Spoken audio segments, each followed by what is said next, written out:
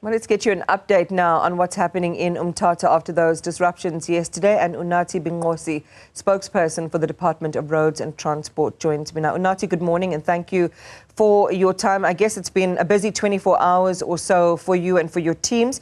Just talk to us about the affected roads then, which we saw blockaded yesterday. Have all the sort of obstacles been cleared? What can you tell motorists in the area? Heads off to all the law enforcement officers, the police, the traffic officers, as well as the South African National Defence Force, which, put their shoulders on the wheel to make sure that the roads are reopened. Things are back to normalcy today. Rapid response teams and recovery teams were out early in the morning to make sure that the debris is cleared, and we can assure road users that Mthatha is accessible and it is safe to go in there right now. So you are confirming then that you can actually see boots on the ground. Soldiers have been deployed to certain areas, Unathi? They certainly have, and they were quite visible, particularly last night, as yesterday was by far the busiest. Today, it's mainly the police that are keeping high visibility, but we do have some members of the National Defence Force on standby should there be any need for them to be, released. But you can tell that the community remains a bit apprehensive given what has happened yesterday. So there is a bit of that apprehensiveness from them, and I'm sure they are not trusting much, but we want to assure them that the boots on the ground have managed to restore law and order, and the main thing now will be to maintain it beyond just tomorrow, which is the day of the elections, but to ensure that there's a bit of sustainability of that. Can you share with us anything, Unathi, about the behind-the-scenes work? I mean, this is it's a tenuous, it is an intense, and it's a highly organic situation, what's going on between the taxi bosses insofar as the action that they've been embarking on, the developments in terms of the blocking of those trucks, the hijacking of vehicles, the looting of those vehicles. As you say, order for now has been restored, but are you worried that there could be a flare-up, and what are the backroom discussions that are happening to ensure that from the point of view of what's causing all of this, at least there's some progress there? There indeed are those talks that are ongoing. As I'm talking to you now, I understand that the MEC for Transport in the Eastern Cape, Mr. Mthatha, is making his way to Umtata to meet up with some of the leaders in the taxi industry and, of course, the leaders in the local government sphere to ensure that we are able to tighten security in that area. The apprehensiveness from the community is understandable given the fact that we've had quite a number of these blockades where the modus operandi has always been to hijack trucks and blockade. They will target those areas within the N2 where there are breaches. If they block, there won't be any access or way through. So we have come up with some strategies now to ensure that we do have tow trucks that are on standby to make sure that we are able to swiftly remove the trucks that they often use to blockade the road. However, most importantly is to ensure that we do have talks with the leaders in the taxi industry, particularly SANDF, to make sure that they are able to control their members, so we do not have to deal with these ongoing battles with them. And of course, what has sparked the fire that we saw yesterday was the confiscation of those firearms, all 59 of them, which were taken in for ballistic tests. And it's worth noting that they were not rounded up on the streets.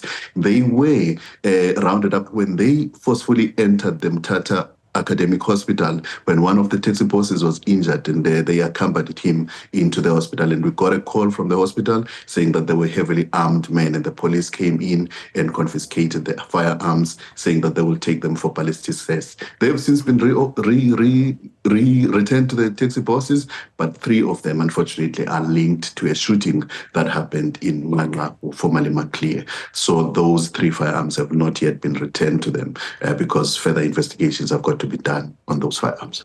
Unathi, for the rest of the country watching what's happening in Umtata, it certainly is concerning. in a sense also to see how, the problems inside the taxi industry in the Eastern Cape amongst themselves and how that spills over into society is holding the community to ransom. The police minister, Becky Cele, described Umtata as a city under siege. Adlenda Mate, who speaks for the police nationally, was talking about the confiscation of the firearms, listening to her on the radio this morning, that action having averted a potential bloodbath. We saw also what happened outside the Umtata airport. It was closed off, taxi-related, issues leading to people storming or entering the airport facilities there. And I'm not sure if you can tell us whether that airport is open this morning. But it doesn't seem, it almost seems as if anything can happen. Do you get that sense that still today anything can happen? A media briefing that was done by the Premier of the province, Mr. Oscar Mabuyane, along with the MEC for Transport and the MEC for Cocta, they made it clear that what happened yesterday was unprecedented in the province. Like I said, we've had some protests led by the taxi industry before, but never have they ever stormed an airport and threatened to ban it and ordering that flights should not take off. So their interpretation was that there may be a third force that is behind this, political even, that is set to destabilize the Eastern Cape ahead of the elections. The Premier said that the Eastern Cape is known as the stronghold of the party that he represents, the ANC, that is saying that there may be some elements of political influence this taxi strike that we saw yesterday with the intent to destabilize the province. And they say that it is for that reason that they've decided to reach out to national government in order for the National Defence Force to be deployed in the province. But what we are looking at right now are long-term solutions to ensure that we do not ever encounter a thing of this sort. I mean, if you look at the level of looting that took place, it resembled what we saw in KZN in July a couple of years back, where there was a mass looting of trucks, from anything from furniture to groceries and even clothes. So it was quite disturbing. And we are quite pleased and take comfort in the fact that none of that is happening today. And we can only hope that the leaders will be able to come up with lasting solutions to avert these things going forward. Did the Premier have any crime intelligence evidence or a basis upon which to make that assertion around the potential for another force, an underhanded third force, being at play to disrupt the elections?